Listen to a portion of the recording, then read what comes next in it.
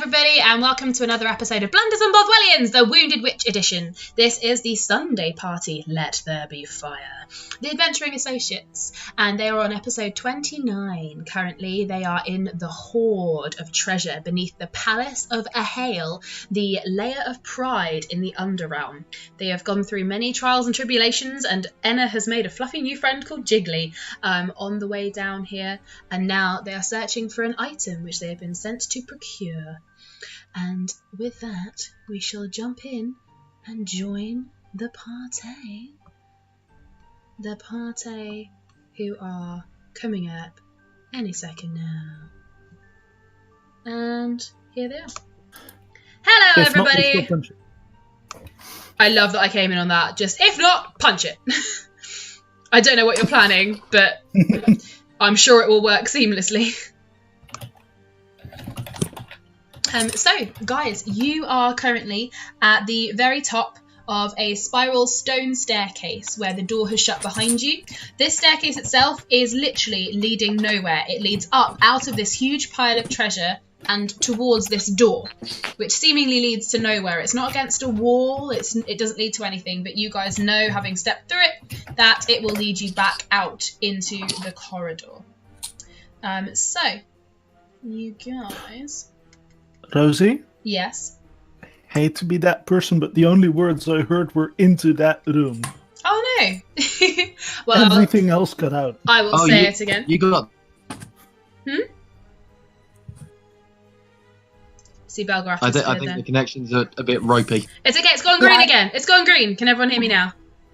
Yes. Hey! Okay, we'll start again. Ignore all of that! Start again. So, you guys have stepped through the door, and before you has lied the hoard of the Palace of Ahale, the lair of pride in the UnderRealm. It spans for about a mile in every direction you can see. It's like an underground cavern. You have stepped through the door onto a sort of stone spiral staircase. When the door shuts behind you, it doesn't lead to anywhere. It's not in a wall or anything. It's just a door in the middle of the room. And as you head down the spiral staircase, you can just see treasure as far as the eye can see.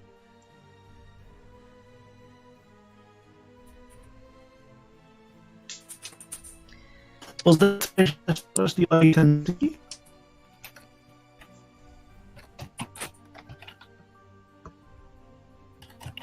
Say that bit again, Errol. Was that treasure as far as the eye can see that you said? Yes. It stretches for at least a mile, and it fades to dark in the edges, but you suspect it could go further. Yes, and it's full of angry cats. Shut up, Disney. So yeah, basically as far as Disney. Oh my god, that's the best name. I just caught that. He has a spot on his side in the shape of Mickey Mouse ears. Oh, that's adorable. And he shall be marked as the Doombringer, and his message. His message shall be. So, you guys, don't joke about that. That is going to be the last thing we hear. I know. I'm aware, painfully aware. So yeah, you guys. You have an item you're after, but other than that, you have a room full of treasure. And as I said before we started, this is not a case of how much is there. You couldn't even count it. It's a case of how much do you want to take. It's not just gold and silver either. You can see items, you can see clothing, you can see rings, you can see jars and buckets and cages and crowns and jewellery and clothes and cloaks and weaponry. All sorts of different things. The more you look, the more you see, kind of deal. So, yeah, who would like to do what?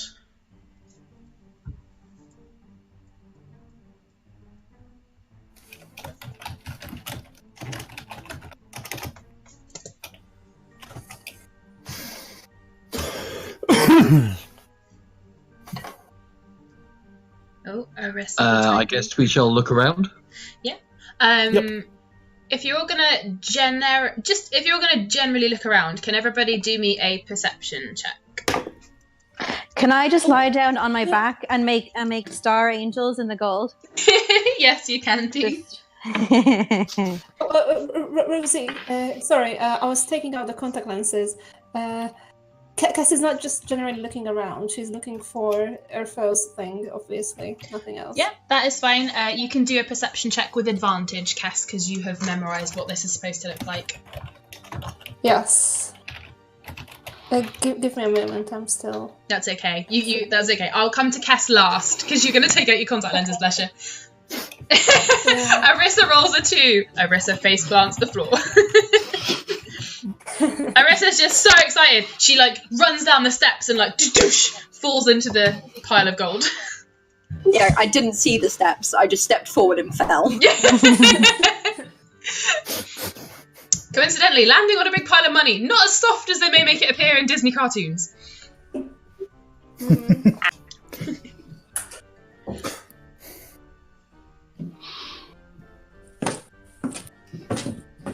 Okay, so, right, let me have a look. Okay, so, starting with Arissa, bless you. Arissa, you step off the edge of this spiral staircase. It's not too high, and you land splat on a load of gold. You take 8 points of just splat damage. I'm going to say that's a point for every stair I felt. Yeah, that is fine. I'm putting this in my notes now. Enna lies down and makes gold star angels. Arissa falls down. Those are my notes so far. Excellent. We're off to a good start. Arissa, as you look around as well, you are overwhelmed by how much is here. You do make out jewellery and clothes and things. Well, probably the things that would appeal to you most. Down the list, Ariel, you notice a few things. You notice a lot of what looks like potentially magic-y items, and you also notice a lot of jars and cages. In fact, with a 19, you'd also notice that there are some dead creatures inside as well. Dead creatures? Angry pixie. Indy, you look around and you would notice there is quite a lot of magic-y items and quite a lot of weapons as well. And in fact, side note, Pixie's only speaking Sylvan because he's annoyed. Noted. Indy's going to go peruse the weapons. Okay. I will describe those to you in a second. I'll join Indy at the weapons. Okay. And Belgarath, you notice... Sorry. It's alright. Belgarath... We interrupt this D&D session for a squeeing. That either means she's rolled really good or something terrible has happened. I mean, it's a nat 20. Woohoo! There we go. That's good. So it's good. It's a good thing. Sorry. Yes. Belgarath, you also notice quite a lot of magic-y items, and you also notice some fiery magic items as well. Bitchin'. I know, right? And Cass, so with your natural 20, you methodically start to walk around. And you just sort of, essentially you're walking like Legolas walking on snow, not paying any attention to the gold around you, kicking it aside, bits of silver and platinum going flying, priceless gems and jewellery just flying out of the way. And you are looking for a very specific item. And you do indeed believe you have found it. Yes! I will come back around to the top, however, which was... Oh, Arissa, bless you. Arissa. So picking yourself up from your rather embarrassing fall, you look around and you do notice that there are... yes, there are some very fancy baby clothes. Very fancy, very ornate baby clothes. There's also female clothes, male clothes, young adult, older. There's cloaks. There's, like... gowns almost, like it's like a dress but more of a sort of like, you know, tie it around the waist, long dress kind of thing. You can see a pink feather boa, you can see a golden sort of robe, you can see some ruby slippers, you can see crowns, tiaras, that kind of thing, and a hat as well. Oh, crowns, tiaras, and one hat. And one hat that you can see at the moment. Any of these items take your fancy immediately that you'd like to go and look at? They're all in sort of various different piles all over the place. I like chat. Kes should wear the pink feather boa. No. I was going to say, we'll see how that goes. No. Yeah, there we go. That'll be your answer then. So yeah, Arissa, what would you like to have a look at out of all of the things? I can list them again if you would like. If there's anything that can resemble any kind of costume pieces, she'd probably go for those. Although she'll be looking at the baby clothes as she goes past and like, why? Just like, why do I want these? Why do I have a deep emotional need for these? Okay. There is the ruby slippers, which are quite fancy. There is the pink fluffy boa and the gold robe. It's very intricate. Costumey in the sense of it's ridiculously grand. You have also got different... I would say, yeah, you'd look at the crowns as well. There is one that has big black feathers sticking out of it at odd angles. There is one that has blue diamonds covering every inch of it. There is one that has silver spikes sort of entwining off in all directions. And there is one which has blood-splattered white feathers all over it. I take them all. Arissa now has an arm full of crowns. Okay. Arissa takes all crowns. Okay, I'll go back to those in a sec. Okay, next down the list to maintain fairness, after Arissa's faceplant was Ariel.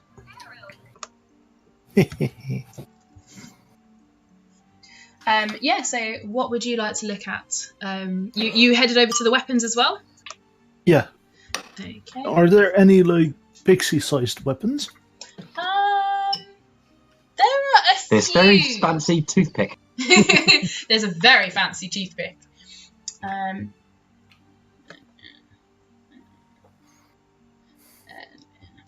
just writing down my order of how many people are looking at things. So there are a few smaller weapons. It seems like this is the kind of place where they would just chuck anything they took off anybody. As you're looking for weaponry, though, you see that there are a few small weapons on the bodies in the cages and the jars. So if you wanted to get something that would fit you specifically, you would have to go and have a look through there. No, I'm going nowhere near those jars. In that case, I'm gonna, like, look for any expensive-looking gems and platinum coins and just fill my pouch of holding with them. Okay. You've got a pouch of holding as opposed to a bag of holding, correct?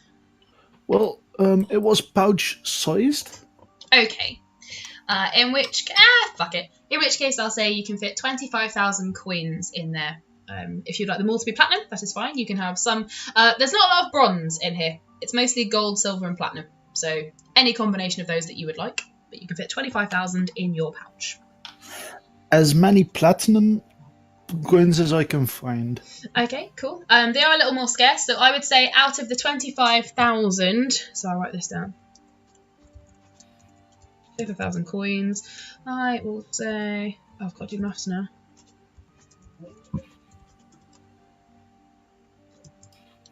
Let me know if I've done this correctly. Is that correct? 11,000 platinum, 14,000 gold? That works. Yes, that adds up right. My maths paid off. So yeah, that's Ariel. Indy, you are next on my list. She'll be looking at the weapons. Okay. The weapons you can see currently are... let me get my little book back, because I've been planning these today while I was... Well, I mean, I was totally paying attention to all my work I had to do today. Okay, so you can see a huge suit of black armour which has little red blood diamonds all over it. You can see a glass coffin with black lining and spikes all around it. And inside this coffin, there lay 3 weapons. There is a greatsword, there is a dagger, and there is an axe. They all look a little magical. She'll check the armor to see whether it will fit her size. Which race are you again? She's effectively elven. Okay, that's all right. That was what I had in my notes, but I had a question mark, and I was like, yeah, it would be about your size, about human-sized. Wow, effectively elven. Doesn't sound dodgy at all. And then she's going to send the skeleton to go and grab the axe for her. Okay. So he's going to...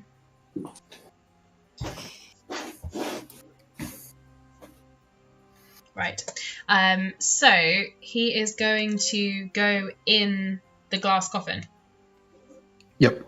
Okay.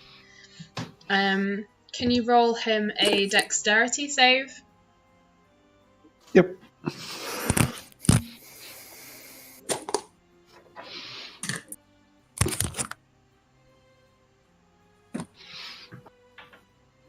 That would probably be about a 7, I think. 7? Okay. Yep. As he reaches across... I said he, it's a skeleton.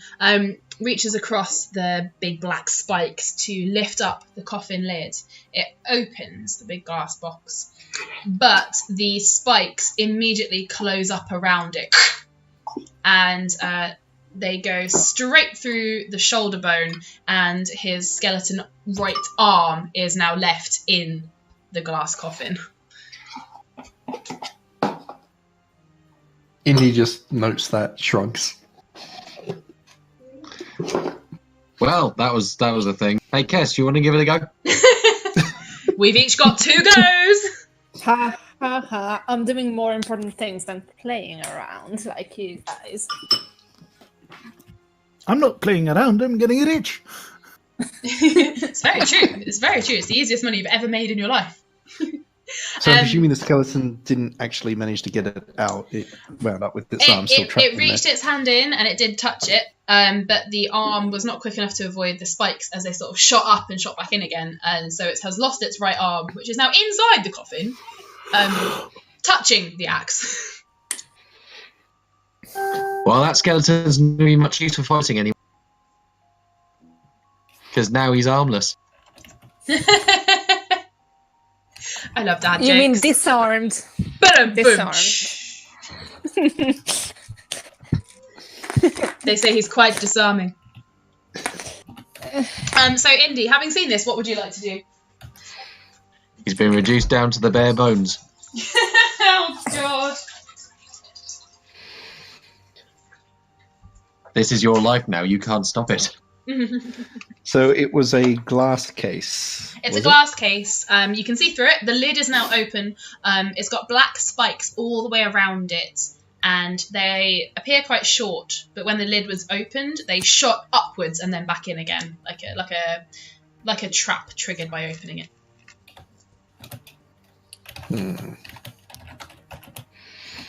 Well, Indy's just going to strip and start throwing the armor on.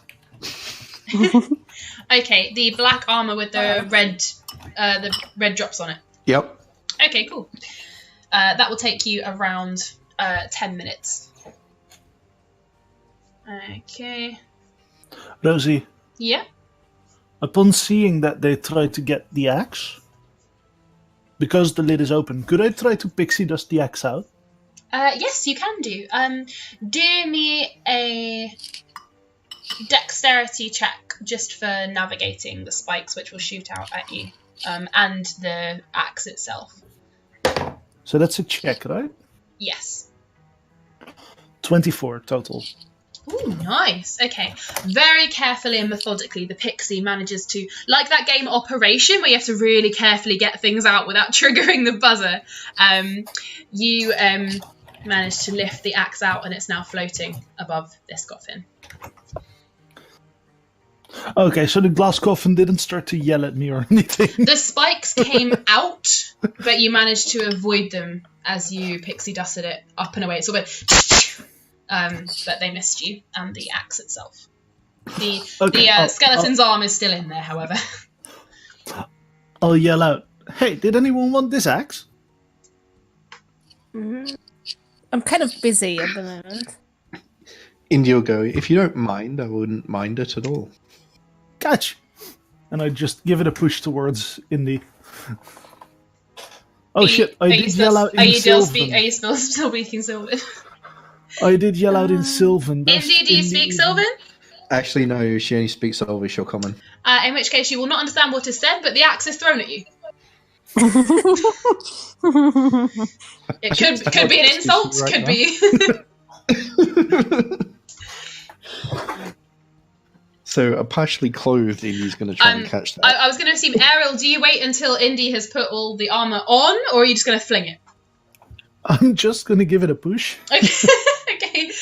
Indy, do me an athletics check. No, acrobatics. Sorry, acrobatics. I'm going to assume that like Indy understood it, even though that she didn't. Acrobatics was that? Yes, please. 14. Okay.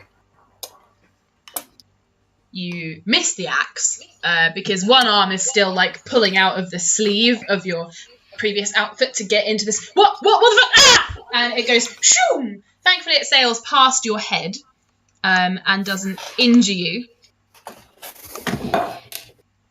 But it does clatter and fall behind you into a pile of gold.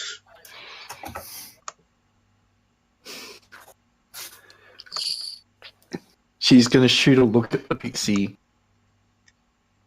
Try that again and you'll regret it. But if you'd be so kind as to get the arm back out of there as well, we can make use of it.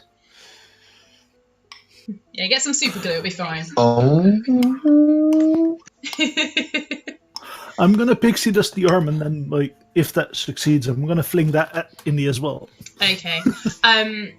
You get the arm out with no issue. The spikes don't detain you at all. It appears they only come out when you try to reach in or take out one of the items. Seeing as the arm was not an item, it lets you have it with no trigger. Okay, I'm gonna, like, signal for Indy to see me. And then, She'll have the skeleton just sort of reach up to take its arm back. Okay. The skeleton reaches up, takes its arm, looks at its shoulder bone, looks at its arm, and spends the next, 15 minutes trying to, wedge it back in and, wedge the bones back into place. When it's doing that, Indy will cast Mending. Okay. Then it is healed. Indy, I will come back to you in a sec. Belgarath, you have looked around. There's a lot of magical items. There's sort of that magic glow emanating from a lot of things.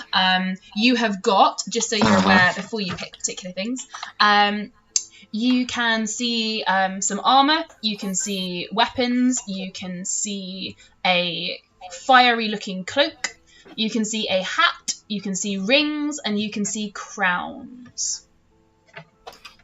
So was that a fiery cloak or something? Yeah, a fiery cloak and lots of other various different items, including rings and clothing and weaponry and crowns as well.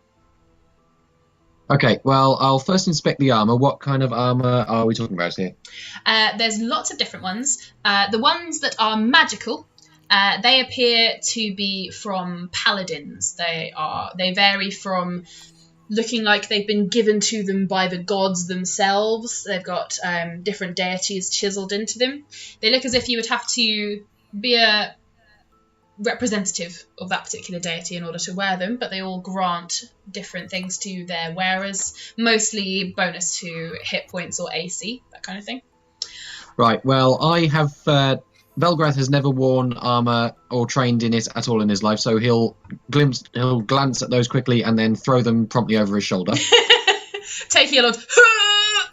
Okay. Alright, what else would you like to look at? I will have a look at the weapons. You mentioned weapons.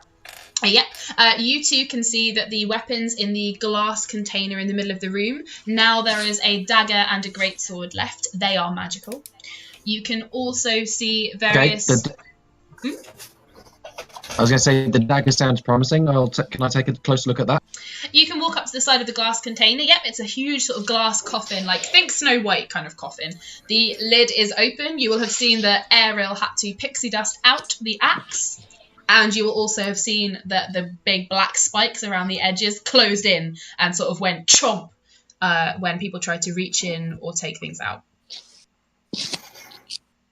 Okay, give me a minute here. I'd like to cast Gust of Wind under the dagger to blow it up out of the coffin. Ooh, okay. I like. Let me, one sec. Oh, actually, can I move it out with Prestidigitation? Or is that beyond the realm of possibility with that spell? I would say Gust of Wind will be more likely of the two. Do that. Okay. As you cast it and the dagger starts to move, it sort of sweeps up in an arc. Can you do me a acrobatics check to try and catch it? You have blasted it high up into the air, but the spikes do come out as well and try and chomp towards it. So the acrobatics check will be for catching and avoiding at the same time.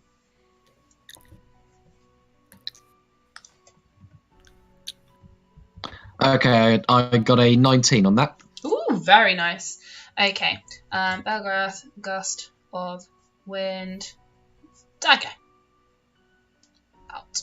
Awesome. Yeah, you managed to blast it up in a smooth arc and catch it, ha-ha! About 2 inches above where the spikes came out to, and then they disappear back in again.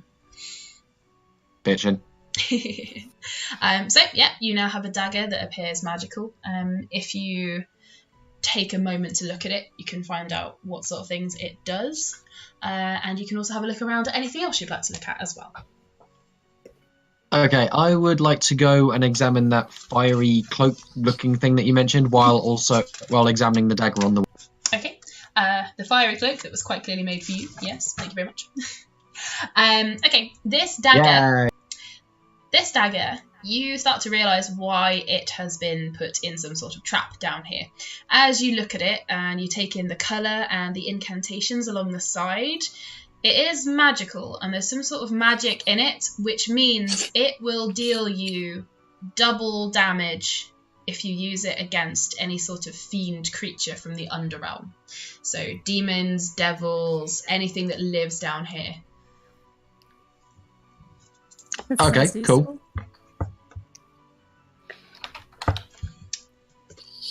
So the dagger itself, just while you're here, the dagger itself will do 4d6 of piercing damage. All right, give me 1 second. I need to track down a pencil. That's okay.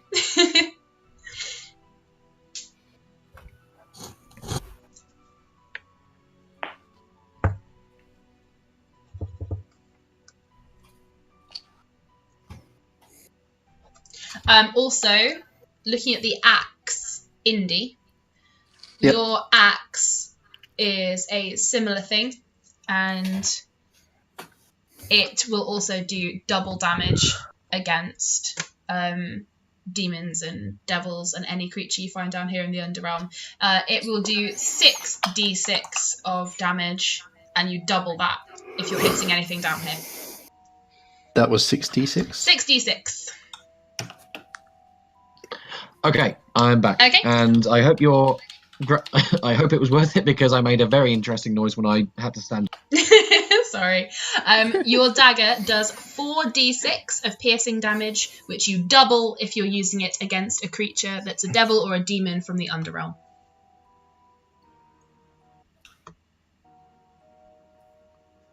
Awesome. ×2 against demons. Okay, Yeah. cool. Awesome. So you go over to look at the cloak that definitely wasn't made specifically for you by the DM today. So let me find my page. There we go. Alright, here we go. The Cloak of Fire. So, the Cloak of Fire. You pick it up, you have a look at it. You spend a few minutes magically just investigating it. It holds and acts like fabric, but whenever you move it, it's coloured like flame as well. So it's like red into orange and amber and yellow. But as you move it, the light and the fabric itself flickers and you can see sparks of actual flame as it moves.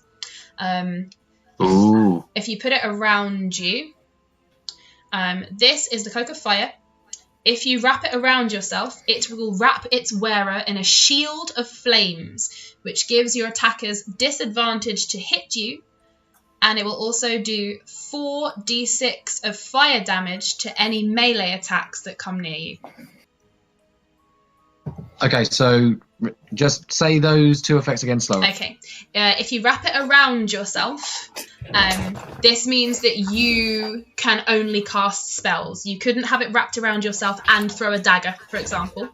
But if you wrap it around yourself completely during combat, it will wrap you in a shield of flame, which gives people attacking you disadvantage, because they've got to make their way through the flames first. And it also will do 4d6 fire damage to anyone who tries to touch you or melee attacks. So if someone is stabbing you, poking you, that kind of thing. So any melee attack that is within about 10 feet of you, they will take fire damage. Okay. As it's like a shield type effect, can I activate it as a what are they called? A reaction thing, or would it have to be? Would I have to wrap it up during my turn in preparation for an attack? I'm going to say you could do either. If you take it as an action, then people have disadvantage to hit you, and they take the 4d6 fire damage. If someone attacks you, you could use it as a reaction, and then they would have to roll again with disadvantage, but they will not take the fire damage, even if it's a melee attack, because you've only just brought it up. Does that make sense? Yeah, that makes sense. Okay. So I will leave you examining that for a moment and jump to Kess. So you have hunted and you have found the item you sought. It was described to you as looking a bit like a piece of mirror, only more see-through and more irritatingly gold and pretty.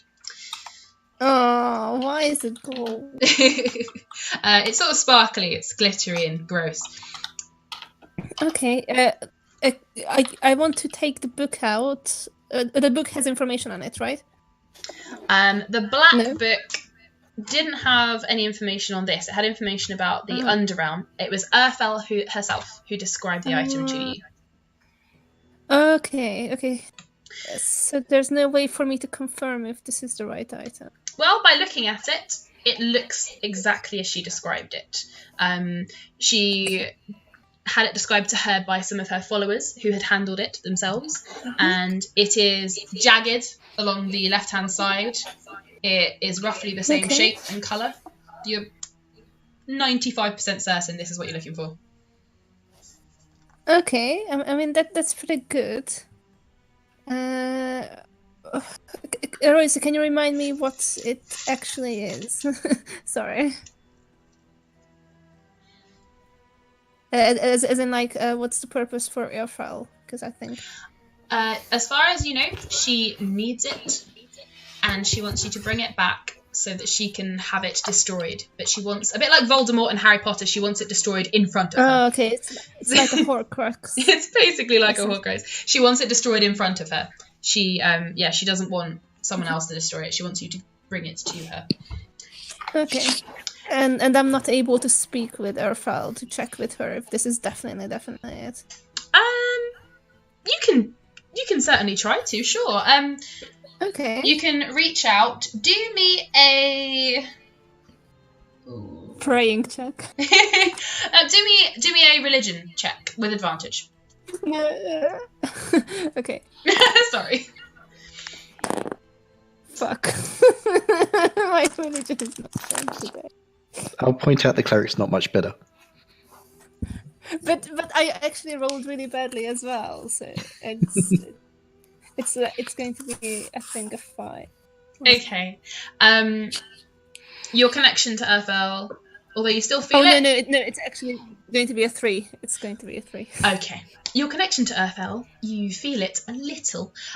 It's much dimmer down here. You are literally another world away, and you definitely feel that even if she could hear you, she couldn't reach out to respond to you. But you're fairly confident this is what you were looking for. You did a thorough check and you spotted it. Also, I tell you what, Cass, with the roll that you got, you will also spot something else. Okay, what else did I spot? As you look around, you'll know what I mean in a second. Something inside of you recognises the dark grey swirling shapes inside several black jars that are dotted about in a certain like the mirror section. You peer over and you see 10 jars with dark swirling shapes inside. These are soul harvesters. At a guess, peering at them, each jar seems to Good idea. contain 5 souls. And there's 10 of them. Ooh. Can I eat all the souls? You certainly can do. If you uncork the jar, they're going to start trying to shoot out and fly everywhere. So you're going to need to be quick. Yes. So, Kess, could you do me... Are you going to do it with all 5 jars and try and get all 50 souls? Yes. I guess I will try to do all of them. So I can't siphon them out of the jar or just open the jar a tiny bit. Yeah, you can open... if you open it like a little crack and sort of put a metaphorical straw down there and suck them out. Essentially. Yeah. Suck out these souls. Yeah, you can do that. If you're going to do it carefully, I'll just say just do me 1 dexterity check overall, just to see how well you manage to do that. Oh dear. Okay, not. Where?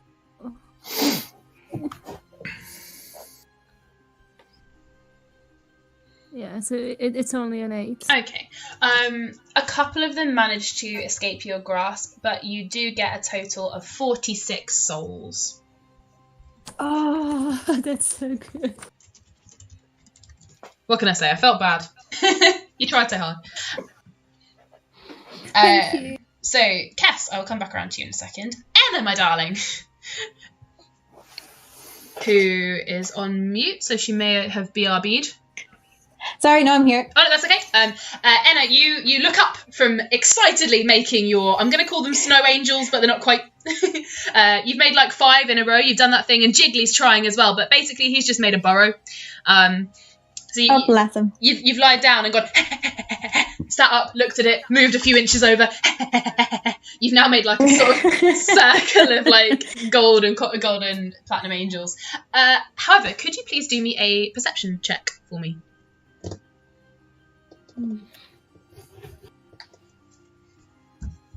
Mm-hmm.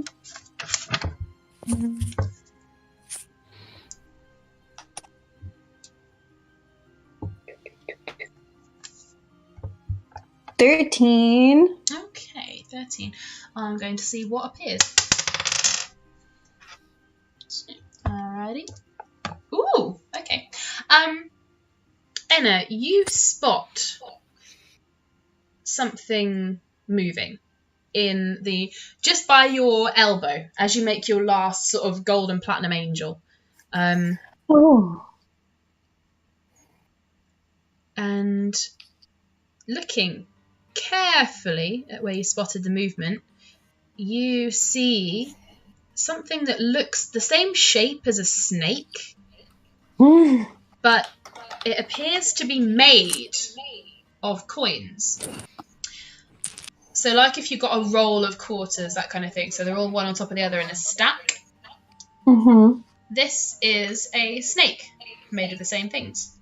It doesn't appear to have very large eyes. They're very small and black and beady. And you can see where, when it turns, where the coins separate out and make little corners and turns, and it wiggles like through these coins. And yes, it's a coin snake, if you will. Can I try and pick it up? Sure. Do a dexterity check.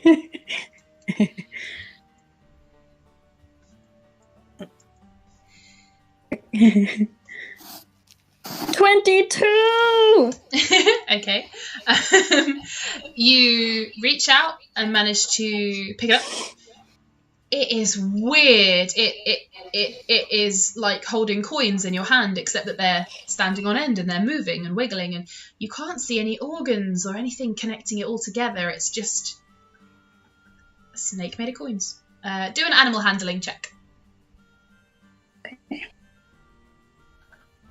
At this point, I would remind you that you have nuggets, but this snake doesn't appear to have a mouth, so I wouldn't waste one trying to feed it.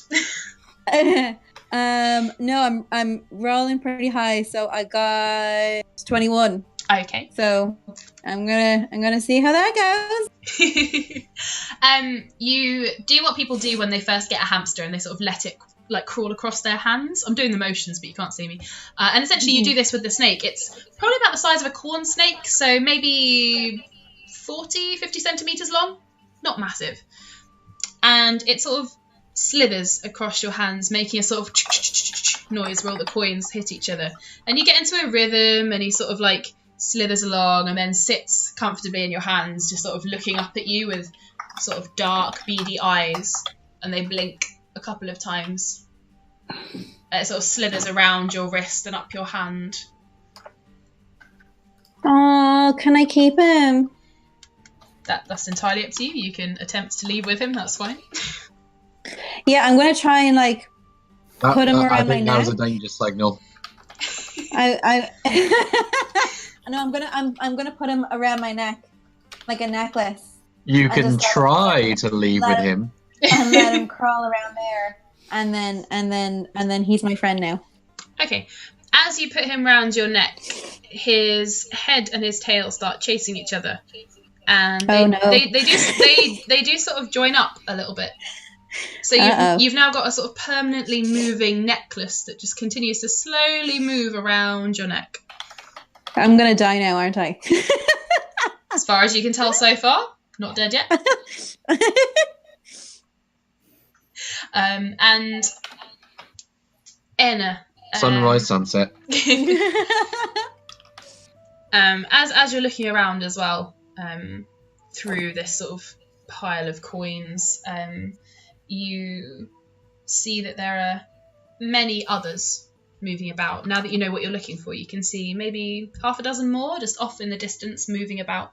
Little coin snakes just scuttling around. They're all about the same size. You can see them sort of disappearing beneath the surface and then back up again. Oh Lord. So going back round to Arissa. So Arissa, you have an arm full of crowns. Around you, you also have loads and loads of jewellery. You have also got clothes. You have also got, what have you not picked up yet? You've got a hat, and you have got cloaks. So pretty good haul. Pretty good haul. What would you... you can't carry all of it. What would you like to pick up or look at or whatever next? You've got jewellery, clothes, cloaks, hats, etc. The jewellery-wise, there's like a bunch of rings and a big pile near you. Crowns you've already done, just to scoop them all up. And yeah, there's like a gold robe, the pink boa, and the ruby slippers. And a hat.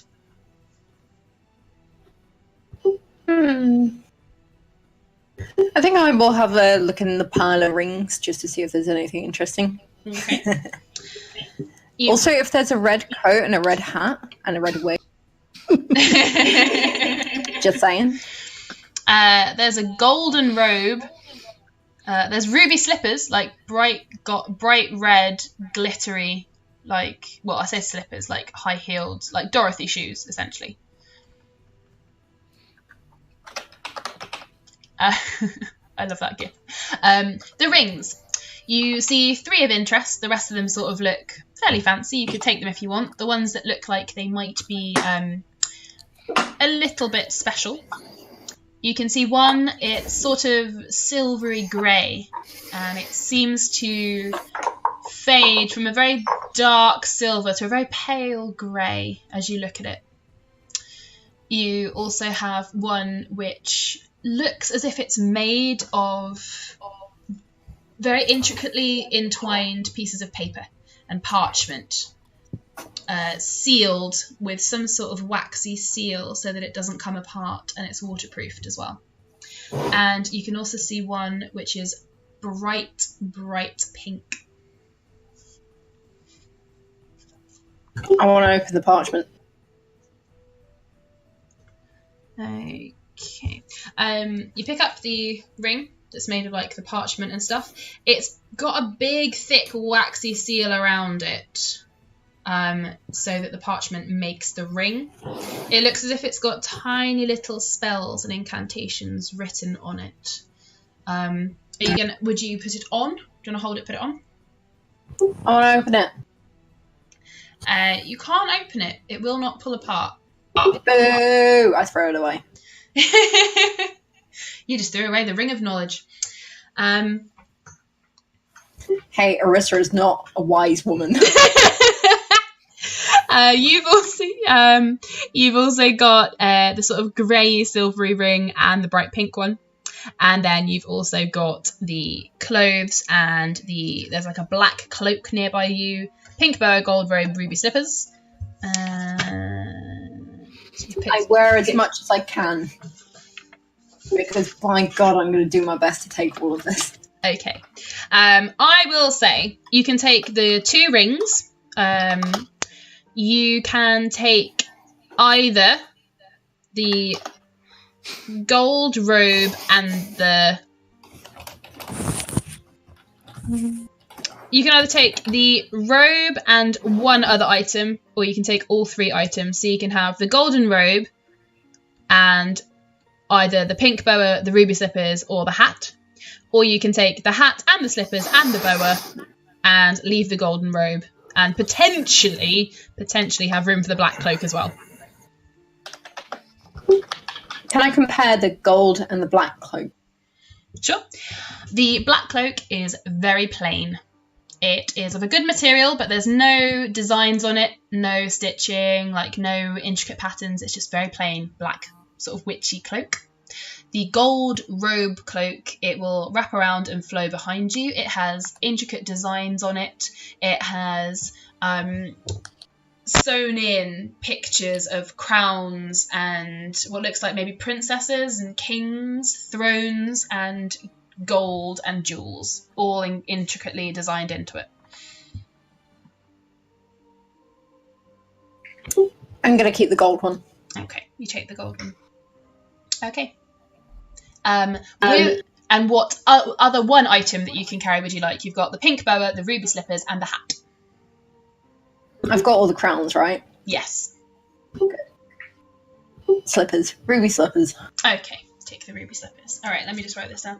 So, Arissa equals all crowns, gold robe, 2 rings, not knowledge, and ruby slippers. All right, excellent. So, jumping down from Arissa to Ariel, my lovely. What would you like to look at, see, or do now? You can look around, you can see everyone sort of invested in things around them, doing the various different things. Arissa with the ring of knowledge. Yeet! I'd like to take a look around and see if there's anything that interests me. That piques my interest, basically. Okay. I assume you're ignoring all the jars and the weapons and the dead bodies inside them. Well, yeah, for now, yes. Okay. Actually, that's a good point. You scooped up a load of gold and platinum, didn't you? Yeah. Could you please do me a perception check? Is this followed by an uh-oh? It depends what you roll. I actually rolled a 21 total. Okay. Ariel, you Yes? hear a little voice. Excuse me? Excuse me? Oi, you, up there! Excuse me? Excuse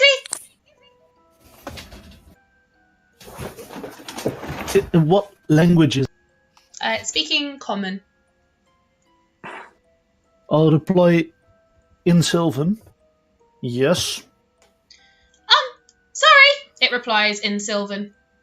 Really sorry to disturb, but you've taken my treasure. Hear that? Your treasure? Yeah. I'll turn around and I'll go towards the thing that made the noise. Looking around and honing in on the voice, you start to flutter down towards the tip. Now, this treasure in this room, it's sort of it's randomly been thrown into sort of piles, and on top of a particularly large heap, you see a very, very tiny, and it's only just bigger than you, Ariel. Like, I'm talking, it would fit comfortably in the palm of 2 human hands put together, so it's not even 15 centimeters long in total. A little gold and lavender dragon. Could you repeat that? A little golden lavender? A little gold and lavender dragon. It's about 15 centimeters long from nose to tail. Hey, buddy. A live dragon. Yep. Ah, cute. Hey, buddy. What's your name then?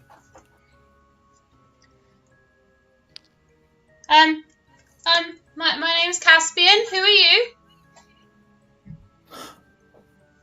I'm Errol. I'm here to collect some money.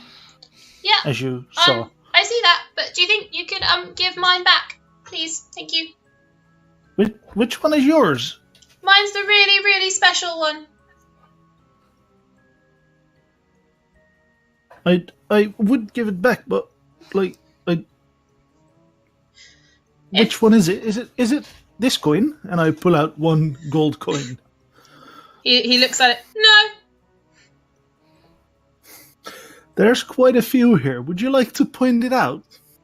All right. Just hold your bag open, and I'll go diving for it. But don't close the bag. I need the light to see. Okay. I'll hold the pouch open. Okay. He crawls over. He does have wings, but he doesn't fly. He crawls over to you, and he shoves his head straight in the pouch and begins rummaging around. And then he puts a claw in, and then another claw, and eventually you can just see this tiny wiggling dragon butt and tail with his back legs hanging out of this pouch. After a couple of minutes, he shuffles back outwards again, and he's got a golden coin in his mouth. It is, as far as you can tell, fairly similar to every other golden coin, but he's holding it in his mouth very protectively. This one's mine, and it's my treasure hoard. If you wouldn't mind not taking this one, that would be good. Thanks. I guess I could do that for you.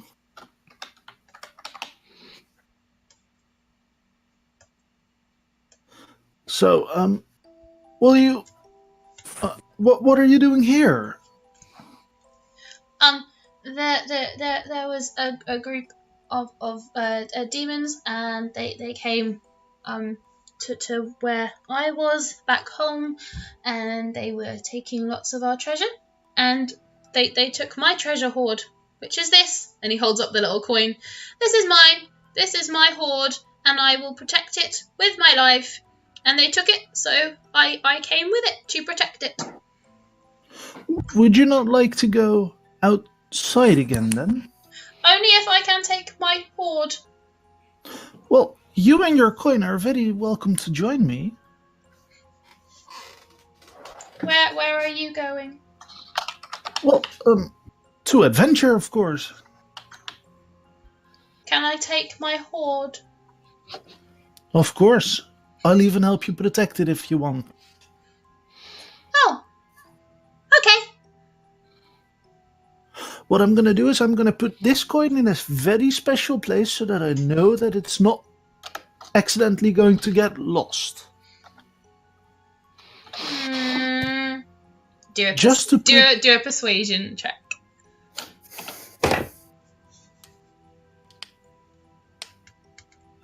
Persuasion. Hey, I'm actually good at that skill. Oh, that's good. 15 total.